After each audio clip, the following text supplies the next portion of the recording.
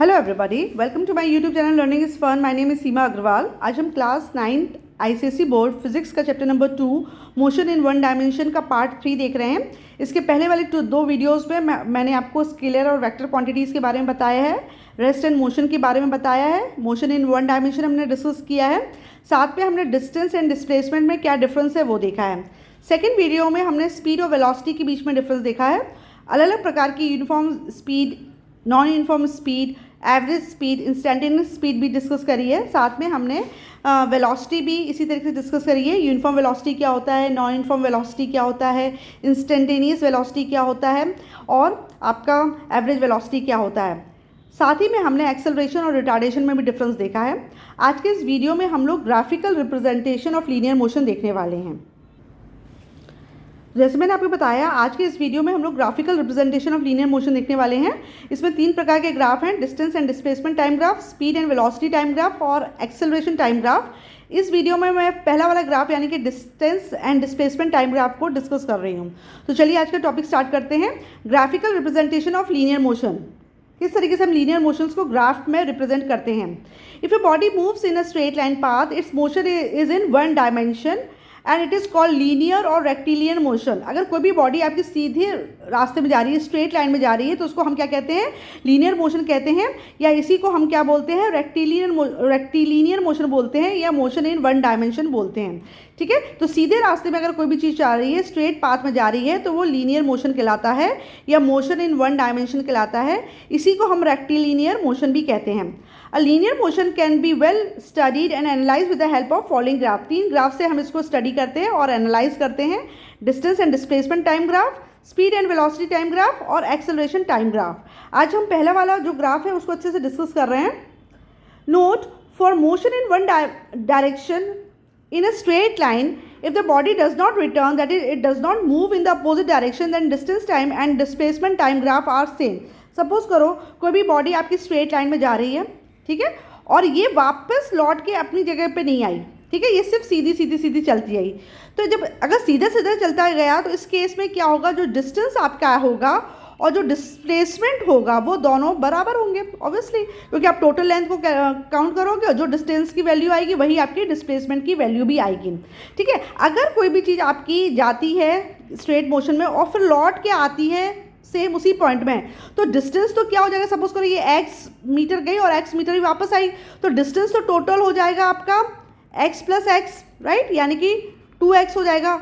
लेकिन डिस्प्लेसमेंट इस केस में क्या हो जाता है, अगर इनिशियल और फाइनल पॉइंट सेम होते हैं तो डिस्प्लेसमेंट क्या हो जाता है, डिस्प्लेसमेंट 0 हो जाता है, राइट। तो ये चीज़ को आपको ध्यान रखना है।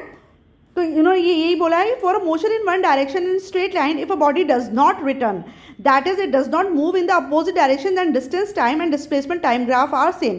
अगर बॉडी सीधे रास्ते में जा रही है और लौट के वो अपने पॉइंट पे नहीं आई तो डिस्टेंस और डिस्प्लेसमेंट टाइम ग्राफ सेम ही बनेंगे, उसमें कोई डिफरेंस नहीं आएगा। Also the velocity time graph and the speed time graph are same. और ऐसे केस में आपका जो वेलोसिटी टाइम ग्राफ या स्पीड टाइम ग्राफ बनाओगे वो भी सेम आएगा। मतलब आपका बॉडी स्ट्रेट मूव कर रही है और लौट के वो अपनी इनिशियल पोजीशन पे नहीं आ रही है। ऐसे केस में डिस्टेंस और displacement time graph, velocity time graph and speed time graph ये सब सेम आते हैं। But when the body returns, distance keep increasing and different graphs are needed to represent them। लेकिन अगर बॉडी वापस लौट के आ रही है, जैसे हमने बताया था कि वो गया, स्ट्रेट गया और फिर वो लौट के आया, तो ऐसे केस में आपको डिस्टेंस टाइम ग्राफ अलग अलग बनाने पड़ते हैं, ठीक है। But when the body returns, distance keeps increasing and different graphs are needed to represent them. The graphs also differ in 2 और 3 डायमेंशनल मोशंस। और अगर सपोज करो 2 डायमेंशनल मोशन या 3 डायमेंशनल मोशन में कोई बॉडी मूव कर रही है तो भी ग्राफ डिफरेंट होते हैं।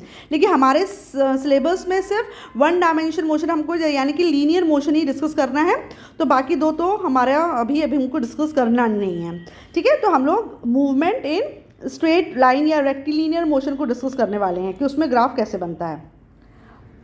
Now displacement time graph. अब ये जो पहले के जो स्टार्टिंग के 2 पैराग्राफ है ये इंपॉर्टेंट है, इसको आप याद रखो क्योंकि इसी पे क्वेश्चंस आते हैं, है ना।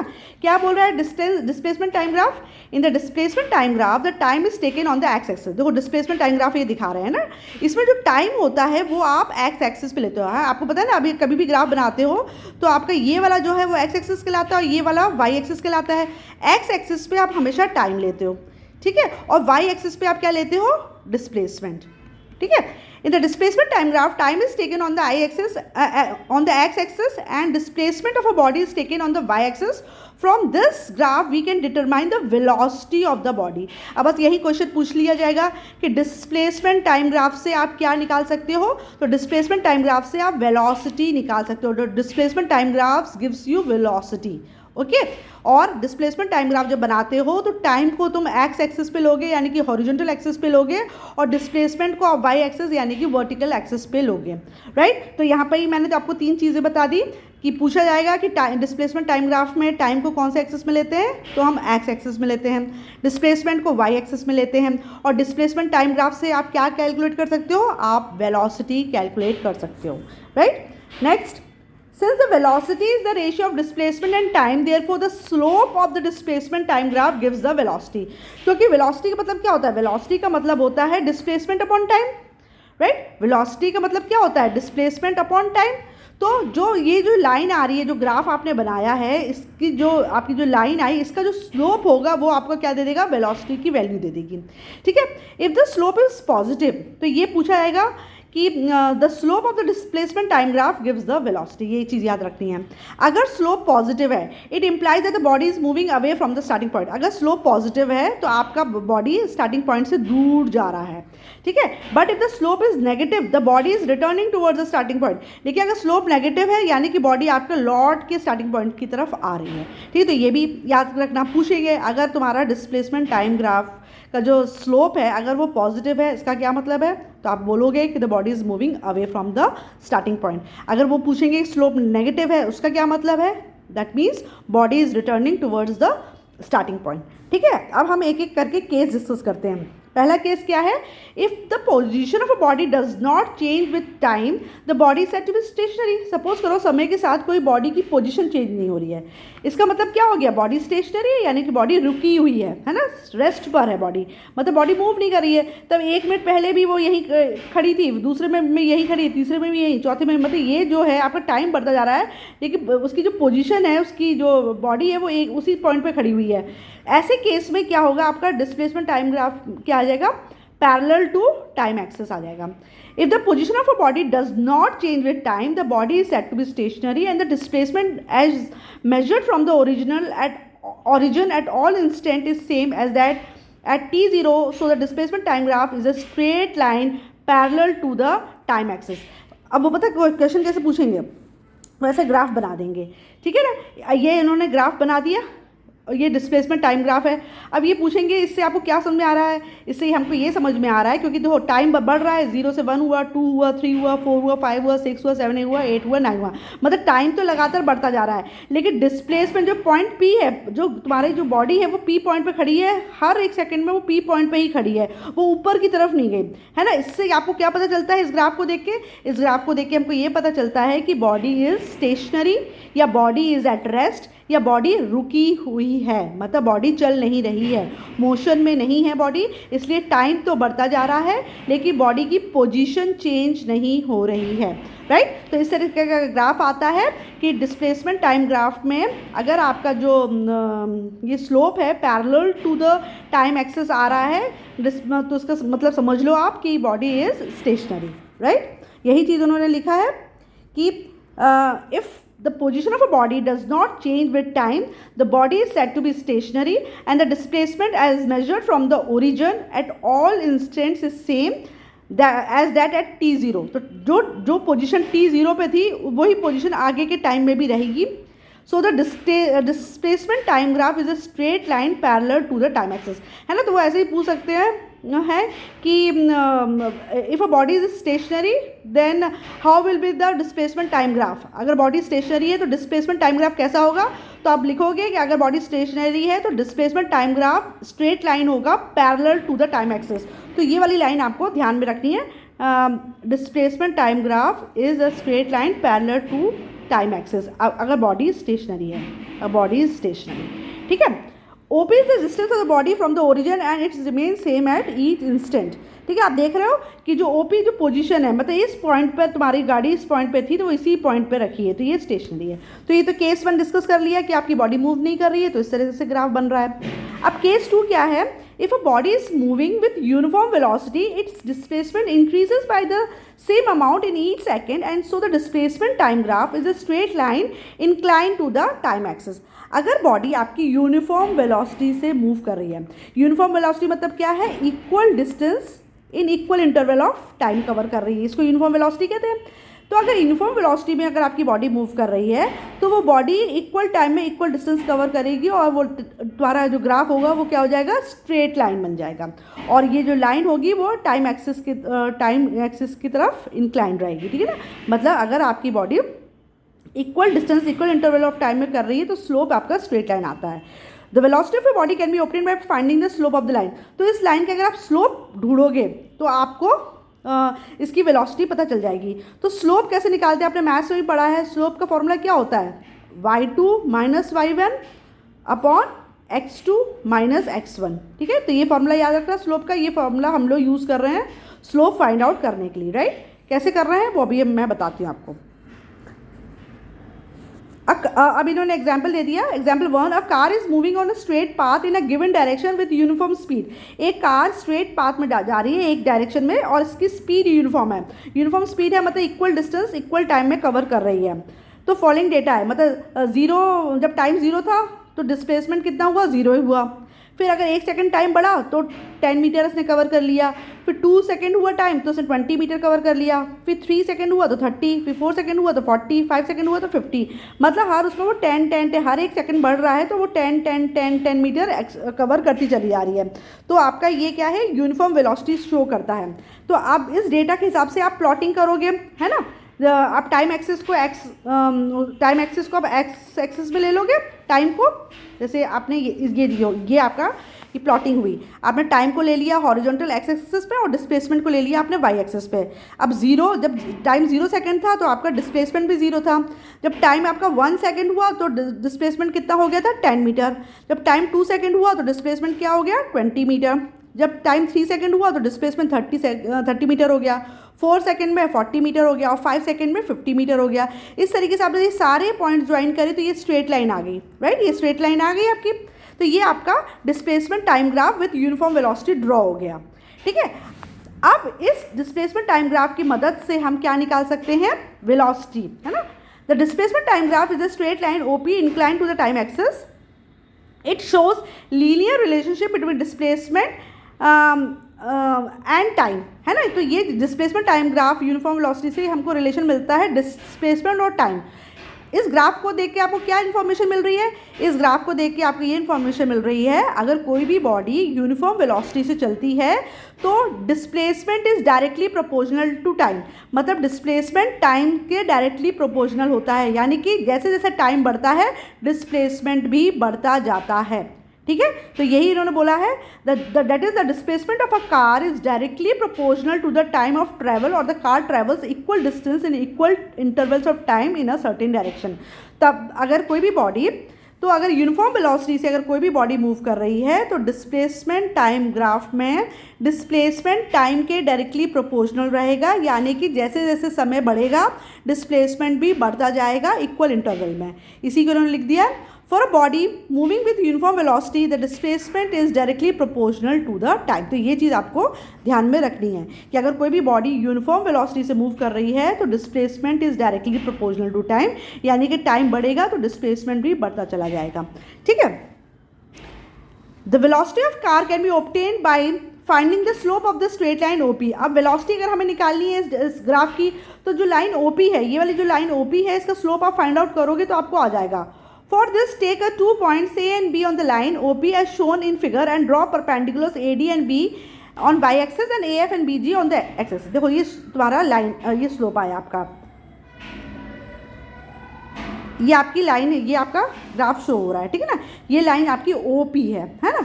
आपने कोई भी 2 पॉइंट चूज़ कर लिए A और B, ठीक है। आपने कोई भी 2 पॉइंट चूज़ कर लिए A और B, ठीक है। अब तुमने B से वाई एक्सिस पे स्लोप डाला है, बी से अपने वाई एक्सिस पे एक परपेंडिकुलर खींचा तो ये BE बन गया, और ए से खींचा तो ये D, ठीक है। BE और BD आपने यहाँ कर लिए, ठीक है। उसी तरीके से आपने यहाँ से आपने A से यहाँ किया तो ये F पॉइंट आ जाएगा, और C से करोगे तो ये G आ जाएगा, ठीक है। तो ये वाली जो वैल्यू है ये y2 है, ये वाली जो वैल्यू है y1 है, ये वाली वैल्यू x2 है और ये वाली वैल्यू क्या है x1 है। ठीक है, अब हमको इस लाइन का स्लोप निकालना है ए बी पॉइंट पे। तो स्लोप जैसे मैंने क्या बताया था, स्लोप क्या होता है y2 minus y1 upon x2 minus x1। ठीक है, तो स्लोप निकालोगे तो y2 पे तुम्हारा अगर यहाँ से ड्रॉ किया तो y2 कितना है 40, y1 कितना है आपका 20, उसी तरीके से x2 क्या है 4 और y2 कितना है 2। तो इसको सॉल्व करोगे तो 40 में से 20 गया बचा 20 और 4 में से 2 गया 2, यानी कि वेलोसिटी कितनी आई 10 मीटर पर सेकंड। राइट, इस तरीके से स्लोप निकलता है, यही इन्होंने समझाया है। ठीक है, तो इस चीज़ को आप इसका स्क्रीनशॉट ले लो कि किस तरीके से इस ग्राफ में से स्लोप निकाला है इन्होंने। कोई भी 2 पॉइंट चूज़ कर लिए हैं, उससे हमने एक परपेंडिकुलर लाइन ड्रॉ करी है आपके वाई एक्सिस पे और आपके एक्स एक्सिस पे। ठीक है, और ऊपर वाली को y2, नीचे वाली को y1, उसी तरीके से जो आगे की तरफ पॉइंट आया है वो x2, पीछे की तरफ जो एक्स एक्सिस पॉइंट आया है वो x1 आएगा। फिर फॉर्मूला आप पुट करोगे स्लोप का y2 minus y1 upon x2 minus x1, value put करोगे और सॉल्व करोगे तो आपको पता चल जाएगा कि इस डिस्प्लेसमेंट टाइम ग्राफ में यूनिफॉर्म वेलोसिटी से अगर बॉडी मूव कर रही है तो वो वेलोसिटी कितनी है 10 मीटर पर सेकेंड। अगर आप ए बी की जगह कोई और भी पॉइंट अगर आप बना लोगे ना, सपोज करो ये पॉइंट आपने यहाँ और यहाँ चूज़ कर लिया, तब भी आप स्लोप निकालोगे ना, तब भी आपका 10 मीटर पर सेकेंड ही आएगा। तो अगर अलग अलग पॉइंट पे स्लोप 10 मीटर पर सेकेंड आ रहा है तो इससे ये पता चल जाता है कि ये यूनिफॉर्म वेलोसिटी से बॉडी मूव कर रही है। राइट, देखो अब इन्होंने कैसे सॉल्व किया, इन्होंने वही किया है कि from graph figure 2.9 velocity of a car, slope निकाली लाइन ओ बी की बी सी और सी ए, है ना। जैसे ये लाइन है तुम्हारी, ये लाइन है तुम्हारी बी सी और सी ए, तो बी सी के बराबर लाइन कौन सी हो गई ई डी। राइट, जो ये लाइन तुम्हारी बी सी है इसके बराबर लाइन क्या हो गई यहाँ पे ई डी, तो इसके 2 पॉइंट ले लिए, और जो ए सी लाइन है उसके बराबर क्या हो गया ये जी एफ ले लिया। ठीक है, तो इन्होंने ये वाली वैल्यू और ये वाली वैल्यू ली और इसमें ये वाली वैल्यू और ये वाली वैल्यू लो, वही चीज़ हमने किया था। ठीक है, हमने फॉर्मूला लगा के किया था, इन्होंने इसको चार्ट में करके बताया है। तो जब आपने किया तो वही 40 माइनस 20, 4 माइनस 2, 20/2, 10 मीटर पर second. Obviously greater the slope that is more inclined is the straight line, higher is the velocity. ये वैल्यू जितनी ज़्यादा आती है इसका मतलब उतनी ज़्यादा उसकी वेलोसिटी है, या आप कह सकते हो स्लोप जितना ज़्यादा इंक्लाइंड होगा उतनी ज़्यादा वेलोसिटी हाई होगी। ठीक है, तो ये वाली लाइन भी आपको याद रखनी है। ठीक है, तो ये इस पर भी एक पूछा जा सकता है, greater the slope that is more inclined is the straight line, higher is the velocity. ठीक है, तो इस तरीके से निकालते हैं हम यूनिफॉर्म वेलोसिटी में। तो ये तो एग्जाम्पल नंबर 1 था। अब नेक्स्ट हम देखते हैं example 2, a ball which while moving on a perfectly smooth floor hits a wall at t is equal to 6 second and then comes back along the same line. Suppose करो इसमें क्या, इस वाले क्वेश्चन में क्या है कि आपकी सपोज ये बॉल है। ठीक है, यहाँ से तुमने बॉल को वो किया, रोल किया, तो बॉल क्या हुई यहाँ गई 6 सेकेंड्स के बाद इससे टकरा के ये वापस लौट गई। ठीक है, ये चीज़ है, मतलब बॉल गई और फिर वॉल से टकराई और वापस लौट गई, 6 सेकेंड के बाद वॉल से बॉल टकरा गई। A ball which while moving on the perfectly smooth floor hit a wall at t is equal to 6 second and then comes back along the same line, the displacement distance of the ball from the starting point and distance covered by the ball at different instant of time is given।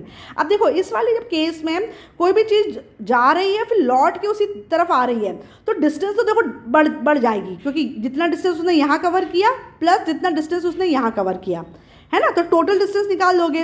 लेकिन जब कोई भी चीज़ जहाँ से शुरू होती है और टकरा के अगर उसी जगह पे आ जाती है, मतलब इनिशियल पॉइंट और फाइनल पॉइंट अगर सेम हो जाएगा तो डिस्प्लेसमेंट तो आपका भाई क्या हो जाएगा, डिस्प्लेसमेंट तो ज़ीरो हो जाएगा। तो देखो डिस्प्लेसमेंट की वैल्यू ज़ीरो आ जाएगी, लेकिन जो डिस्टेंस की वैल्यू आ रही है वो बढ़ी हुई आएगी, क्योंकि वो टोटल लेंथ को ऐड कर लेगा, जितना लेंथ यहाँ पे आएगी प्लस ये वाली लेंथ आएगी।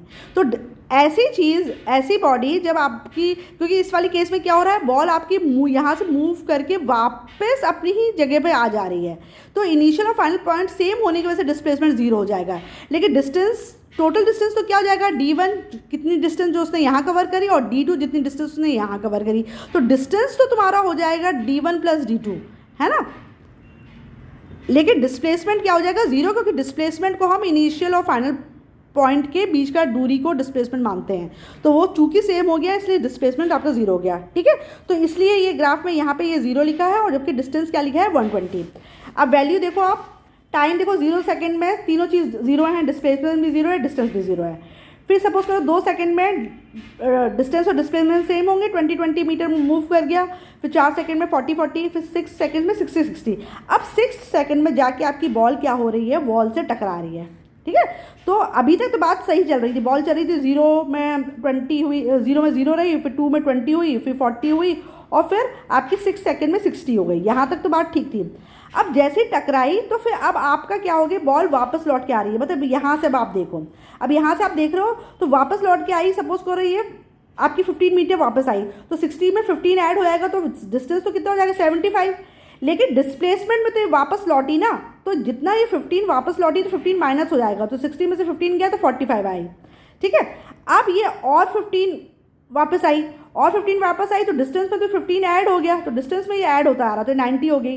जबकि इसमें से ये सब्ट्रैक्ट हो जाएगा 15, तो ये 30 हो गई। फिर नेक्स्ट 2 सेकेंड यानी 12 सेकेंड में और 15 वो वापस आई, ठीक है। तो ये हो गया तुम्हारा 15, और ये इसमें 15 ऐड होगा तो 105। और फाइनली फिर ये नेक्स्ट 14 लास्ट 14 सेकेंड में बॉडी अपने स्टार्टिंग पॉइंट पे ही आ गई, ठीक है। जो उसका स्टार्टिंग पॉइंट था उसी पॉइंट पे आ गई, तो डिस्प्लेसमेंट क्या हो जाएगा आपका 0, जबकि इसमें ये ऐड हो जाएगा। तो यहाँ पे आप देख रहे हो कि 6 सेकेंड के बाद डिस्टेंस के केस में डिस्टेंस ऐड होता चला जा रहा है, ठीक है, जितना वो मूव कर रहा है। जबकि डिस्प्लेसमेंट में जितना वो वापस लौट के आ रहा है उतनी वैल्यू माइनस होती आ रही है। तो ये डिफरेंस तुमको पहले इससे समझो कि ये वैल्यू अलग अलग क्यों लिखी हैं, ठीक है। नाउ फिगर 2.10a, हाँ, ये नीचे वाला ग्राफ है उसको दिखा रहे हैं, शोज डिस्प्लेसमेंट टाइम ग्राफ। ये डिस्प्लेसमेंट टाइम ग्राफ इन्होंने बनाया है। अब इस डिस्प्लेसमेंट टाइम ग्राफ में देखो 2 लाइन आ रही है, आपने टाइम को लिया है एक्स एक्सिस में और डिस्प्लेसमेंट को लिया है आपने वाई एक्सिस में। अब पहले आपकी बॉल गई सीधे, और आप मान लो यहाँ पे ए पॉइंट है, यहाँ से वॉल है, यहाँ टकरा के तुम्हारी बॉल वापस आ रही है, ठीक है। तो पहले 6 सेकेंड में इसमें भी तो इन्होंने यही ड्रॉ किया है कि तो ये जो तुम्हारा जो ए है जो पॉइंट है वो तुम्हारा 6 सेकेंड से वो हो रहा है, मतलब 6 सेकेंड के बाद बॉल वॉल से टकराई, दीवार से टकराई 6 सेकेंड के बाद, और फिर वो वापस लौटी। तो इसका डिस्प्लेसमेंट निकालने के लिए इस वाले केस में क्या होगा, आपको 2 स्लोप निकालना पड़ेगा। एक तो OA, इसकी वेलोसिटी आपको निकालने के लिए आपको OA लाइन का स्लोप भी निकालना पड़ेगा और AB लाइन का भी स्लोप निकालना पड़ेगा, ठीक है। देखते हैं कैसे। Now slope of the line OA, तो OA का स्लोप निकालोगे तो 60 - 0, कैसे, जैसे ये लाइन OA है, इसमें देखो आपकी y2 क्या हो गई 60 और y1 क्या हो गई 0, तो 60 - 0। और अगर आप इसको यहाँ से ये ड्रॉ करेंगे, आप ये लाइन आपने 6 से इसको जोड़ दी, ओफो एक मिनट, आपने इसको ऐसे जोड़ी, ठीक है ना। तो आपका ये 60 और 0 आपको लेना है, और दूसरा आपको 6 और 0 लेना है, ठीक है। तो स्लोप कैसे निकलेगा बेटा, y2 - y1 और x2 - x1, राइट। तो y2 कितना है 60 और ये कितना है 0 y1, और x2 कितना है 6 और ये कितना है आपका 0। तो ये क्या हो गया 60/6, यानी कितना हो गया 10 मीटर पर सेकेंड, ठीक है। तो ये तो आपका OA लाइन का स्लोप आ गया, पॉजिटिव स्लोप आ गया 10 मीटर पर सेकेंड, मतलब वेलोसिटी है 10 मीटर पर सेकेंड, ठीक है। तो देखो तुम्हारा ये स्लोप 10 मीटर पर सेकेंड आ गया।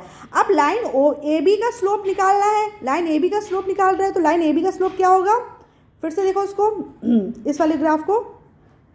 अब ये वाली लाइन का हमको स्लोप निकालना है, तो इस वाली लाइन में तुम्हारा y1 यहाँ से शुरू हो रहा है ना, तो ये y1 हुआ, यहाँ जा रहा है तो ये y2 हुआ, ठीक है। और टाइम क्या हुआ इसका, ये तुम्हारा x2 हुआ, और ये 6 पे है ना, यहाँ तुम्हारी स्लोप यहाँ से है ना, ठीक है। तो ये तुम्हारा x1 हुआ, ठीक है। तो वही स्लोप क्या है y2 - y1 और x2 - x1। तो y2 कितना हो गया, y2 हो गया 0 और y1 है 60, क्योंकि चीज़ यहाँ से लौट रही है ना।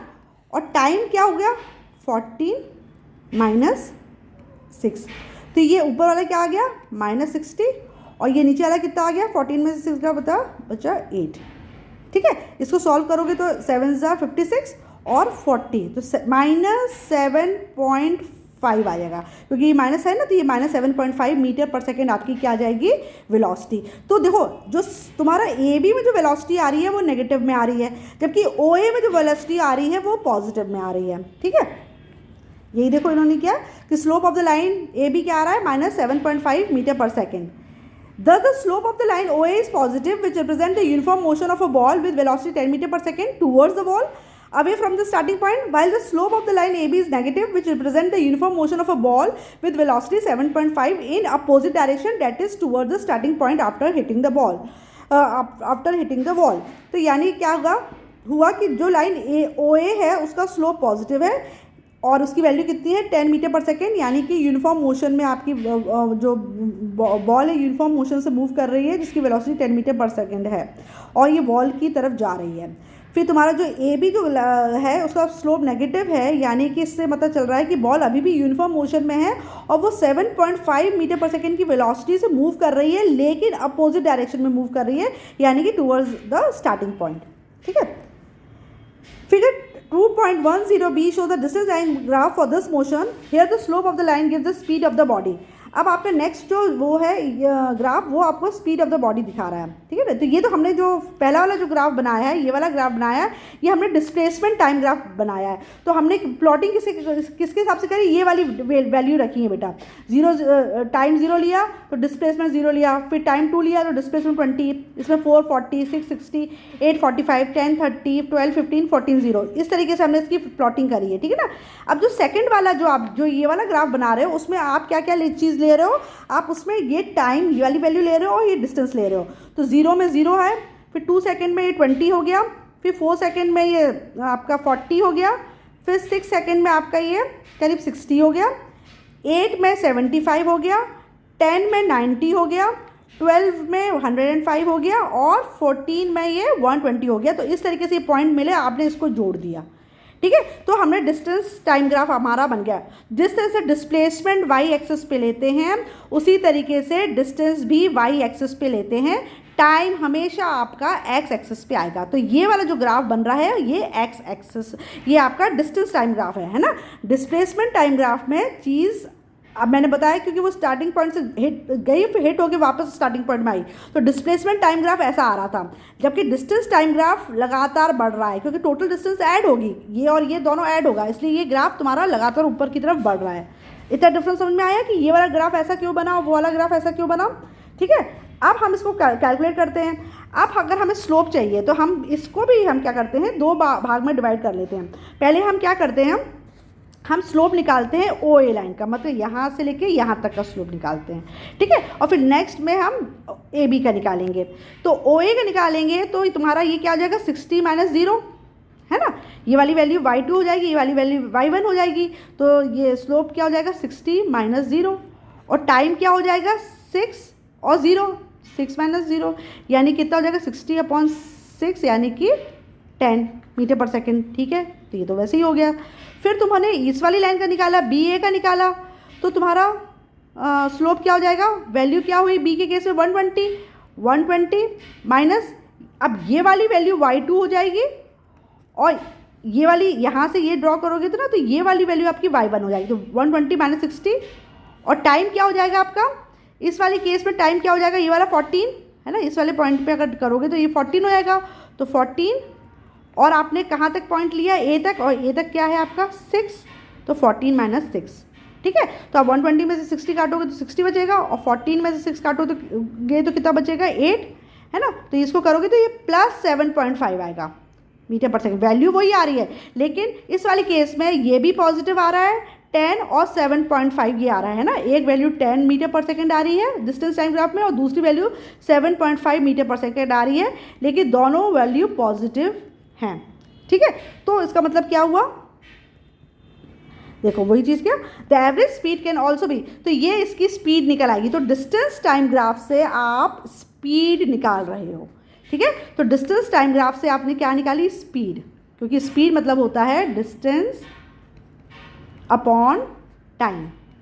ठीक है, जबकि आपने डिस्प्लेसमेंट टाइम ग्राफ से निकाली थी वेलोसिटी, क्योंकि वेलोसिटी क्या होती है, वेलोसिटी होती है डिस्प्लेसमेंट, एक मिनट इसको फिर से करते हैं, जो वेलोसिटी होती है आपकी, डिस्प्लेसमेंट टाइम ग्राफ से आपको निकलती है वेलोसिटी, और वेलोसिटी होती है डिस्प्लेसमेंट अपॉन टाइम, ठीक है। और इससे आपने निकाली स्पीड, स्पीड आपकी निकलती है डिस्टेंस टाइम ग्राफ से, क्योंकि ये होती है डिस्टेंस अपॉन टाइम, ठीक है। अब सपोज करो इस वाले ग्राफ में आपको एवरेज स्पीड निकालनी है, तो आप एवरेज स्पीड भी निकाल दोगे। एवरेज स्पीड क्या होती है? एवरेज स्पीड मतलब हुआ टोटल डिस्टेंस। एवरेज स्पीड अगर आपको इस वाले ग्राफ से निकालनी है तो कैसे निकालोगे? एवरेज स्पीड का मतलब क्या हुआ? एवरेज स्पीड मतलब होता है total distance upon total time taken, है ना। तो टोटल डिस्टेंस क्या हुआ? टोटल डिस्टेंस तो भैया वो 120 तक पहुंच गया, तो टोटल डिस्टेंस हो गया 120, और टोटल टाइम कितना लगा उसको? 14 सेकेंड। तो 120 अपॉन 14 करोगे तो जो वैल्यू आएगी वो उसका आंसर आ जाएगा, ठीक है। तो एवरेज स्पीड कितनी आ गई? 120 अपॉन 14 यानी कि 8.6 मीटर पर सेकेंड। तो आपने डिस्टेंस टाइम ग्राफ से स्पीड निकाली, तो एक स्पीड आई आपकी 10 मीटर की, दूसरी स्पीड आई आपकी 7.5 की, और एवरेज स्पीड आपकी आई 8.6 की। अब इसमें एक चीज़ नोट करने वाली बात है, इंपॉर्टेंट है, पूछ लेंगे ये वाला क्वेश्चन भी। Note the displacement time graph can never be a straight line parallel to the displacement axis because such a line would mean that the distance covered by the body in a certain direction increases without increase in time, which is impossible। कहने का मतलब ये है कि अगर आपने displacement time graph बनाया, फिर टाइम यहाँ लिया, डिस्प्लेसमेंट यहाँ लिया, ठीक है। तो डिस्प्लेसमेंट टाइम ग्राफ कभी भी पैरेलल टू डिस्प्लेसमेंट एक्सिस नहीं होता, मतलब इसके पैरेलल कभी भी नहीं होगा। मतलब तुमने अभी टाइम के पैरेलल तो देखा है ना कि डिस्प्लेसमेंट और टाइम था, ये तो हो सकता है ना। इसमें क्या कह दिया कि बॉडी इज स्टेशनरी, लेकिन ये वाली कंडीशन कभी फॉलो नहीं हो सकती, मतलब कि आपका डिस्टेंस टाइम ग्राफ डिस्प्लेसमेंट के पैरेलल कभी नहीं हो सकता, ये चीज़ आपस में पैरेलल नहीं हो सकती।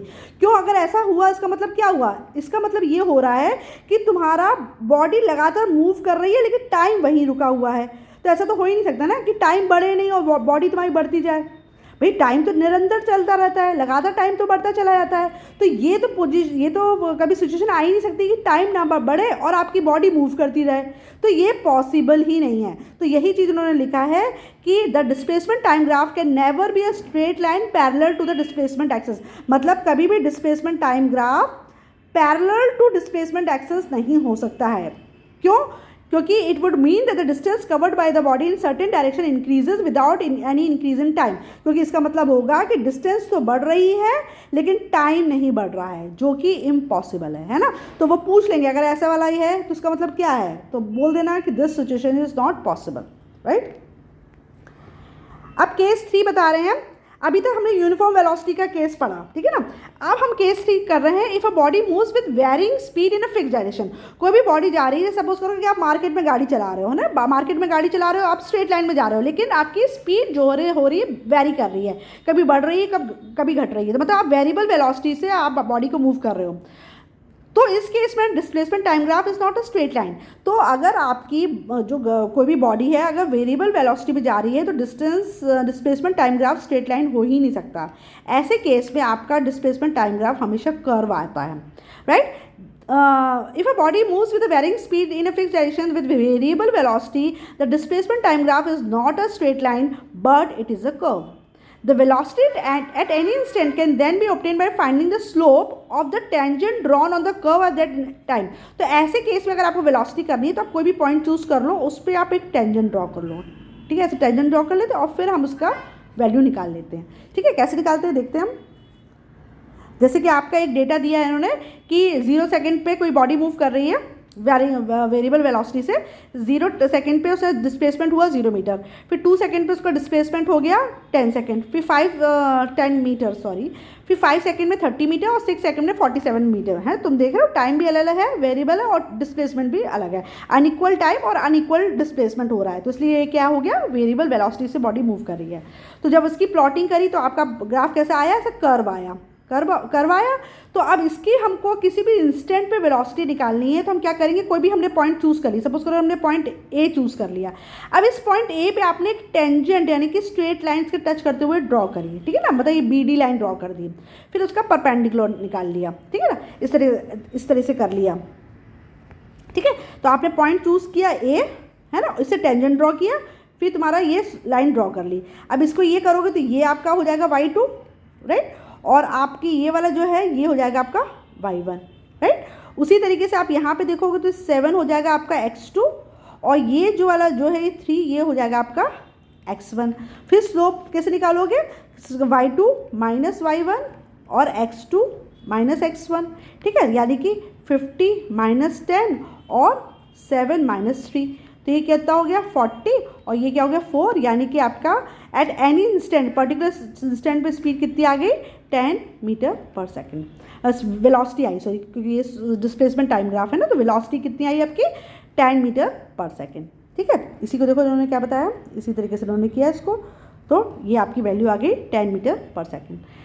That is the velocity of a body at t is equal to 5 और s इक्वल टू 30 इज 10। लेकिन ये जो वेलोसिटी आई ना वो इस पॉइंट पर आई, किस पॉइंट पर आई कि जब तुमने डिस्प्लेसमेंट 30 लिया था और टाइम 5 सेकेंड लिया था, उस टाइम पे वेलोसिटी निकली 10 मीटर, तो उस टाइम पे तुम्हारी वेलोसिटी निकली 10 मीटर पर सेकेंड इस पर्टिकुलर इंस्टेंट पे। अगर सपोज करो ये पॉइंट तुमने यहाँ चूज़ किया होता तो वेलोसिटी अलग आएगी, अगर तुमने पॉइंट यहाँ चूज़ किया होता तो वेलोसिटी अलग आती, क्योंकि फिर उसमें टेंजेंट अलग ड्रॉ होगा, उसके पॉइंट्स अलग आएंगे। तो जो वेरिएबल वेलोसिटी जो होती है, जब वेरिएबल वेलोसिटी मूव, मतलब इसका तो इससे पता चल गया ना कि यहाँ पे वेलोसिटी अलग आएगी, यहाँ पे अलग आई और यहाँ पे अलग आई।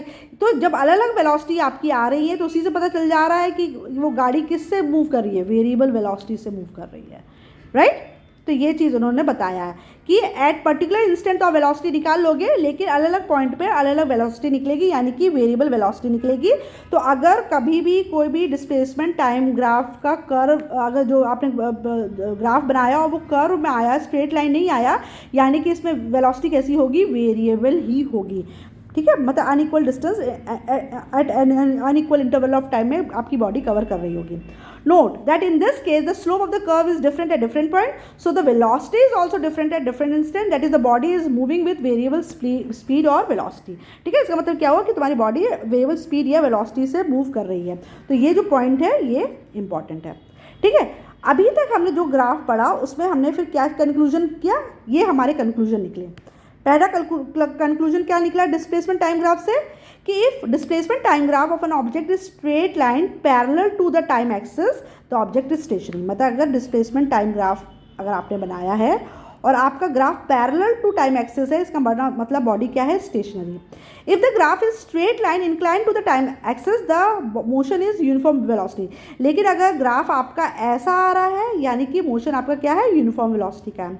If the graph is curve the motion is non uniform. लेकिन अगर ग्राफ तुम्हारा कर्व आ रहा है, यानी कि ये नॉन यूनिफॉर्म है। तो 3 प्रकार के हमने कर्व पढ़े कि अगर ये पैरेलल आ रहा है, यानी कि बॉडी स्टेशनरी है, अगर स्ट्रेट लाइन आ रहा है और कर्व टाइम की तरफ जा रहा है, टाइम एक्सिस की तरफ, तो इसका मतलब ये यूनिफॉर्म वेलोसिटी से मूव कर रही है। और अगर तुम्हारा कर्व आ रहा है, इसका मतलब ये नॉन यूनिफॉर्म वेलोसिटी से मूव कर रही है। तो पहला तो हमने ये समझ लिया।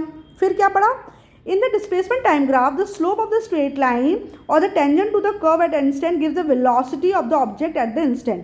डिस्प्लेसमेंट टाइम ग्राफ में आप कर्व का जो स्लोप निकालते हो, है ना, ये इस स्ट्रेट लाइन का जो स्लोप निकालते हो, उस स्लोप से किसकी वैल्यू निकलती है, वेलोसिटी। मतलब डिस्प्लेसमेंट टाइम ग्राफ से आप क्या कैलकुलेट करते हो, ऑब्जेक्ट की वेलोसिटी, ठीक है। इफ स्लोप इज पॉजिटिव, अगर स्लोप की वैल्यू पॉजिटिव आती है, represent the motion away from the origin. अगर स्लोप की मतलब अगर आपकी वेलोसिटी प्लस में आ रही है, जैसे 10 मीटर पर सेकेंड पॉजिटिव में आई, यानी कि body is moving away from the target, ठीक है। अगर वेलोसिटी तुम्हारी, अगर स्लोप की वैल्यू नेगेटिव आ रही है, -7.5 आई थी, इसका मतलब क्या होता है कि body is moving towards the origin, मतलब लौट के वापस आ रहा है। If the slope is negative it represent motion towards its origin. तो इस पर भी क्वेश्चन बन जाएगा। तो ये इंपॉर्टेंट पॉइंट होते हैं, इन्हीं पे क्वेश्चन पूछते हैं। बच्चे पूरा तो पढ़ लेते हैं, लेकिन इन कंक्लूजन्स पे ध्यान नहीं देते हैं, और इसी पे वो छोटे छोटे क्वेश्चंस बना देंगे। अब आपके फिजिक्स, केमिस्ट्री, बायोलॉजी में बड़े बड़े आंसर्स लिखने को नहीं आते हैं, वन वर्ड के या वन लाइन के आंसर्स लिखने को आते हैं, और हर एक लाइन पे क्वेश्चन बन सकता है। तो आपको चैप्टर को बहुत ध्यान से पढ़ना है और चैप्टर को बार बार रीड करना है, ताकि आपसे ये छोटी छोटी चीज़ें मिस नहीं हो, ठीक है। Knowing the velocity of the object at different instant from the displacement time graph, the velocity time graph can be drawn।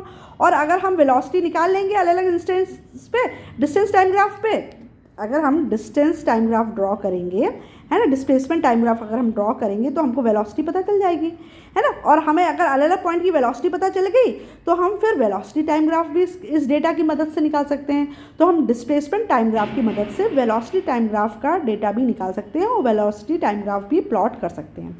ठीक है, तो इस वीडियो में मैं अभी आपको यहीं तक समझा रही हूँ, अच्छे से पढ़ लो। ये डिस्प्लेसमेंट टाइम ग्राफ है और हमने इसके तीनों केसेस देखे और एकदम से अच्छे से डिस्कस कर लिया।